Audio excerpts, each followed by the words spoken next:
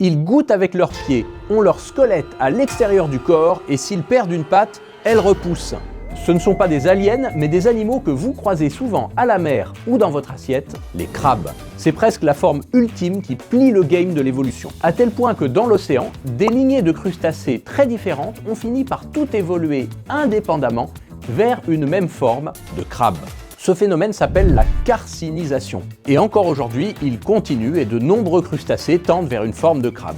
Le crabe royal du Kamchatka, par exemple, était à l'origine un Bernard l'ermite. Le crabe porcelaine, lui, était une galatée, un crustacé qui ressemble plutôt à une crevette. Quant à l'araignée de mer, rassurez-vous les arachnophobes, ça n'a jamais été une araignée. Elle fait elle aussi partie de ces crustacés devenus des crabes. Maître du camouflage, elle colle algues et éponges sur sa carapace pour se fondre dans le décor. Les buissons de Bad Bunny n'ont qu'à bien se tenir. Et bonne nouvelle, elle n'a pas seulement la forme du crabe, elle en a aussi le goût. Ces dernières années, les araignées de mer sont de plus en plus abondantes sur nos côtes. Tellement abondantes qu'elles commencent à poser des soucis, notamment dans les élevages de moules. A l'inverse, les crabes tourteaux, eux, les bons gros crabes classiques, diminuent fortement dans les eaux européennes. Leur population décline, voire s'effondre dans certaines zones à cause de la surpêche. De plus, le dérèglement climatique et le réchauffement des eaux rendent le tourteau encore plus vulnérable, et les scientifiques évoquent aussi l'hypothèse de maladies ou parasites qui pourraient aggraver leur déclin. Choisir l'araignée de mer plutôt que le tourteau, c'est donc un geste simple pour préserver l'écosystème marin et choisir une pêche plus durable.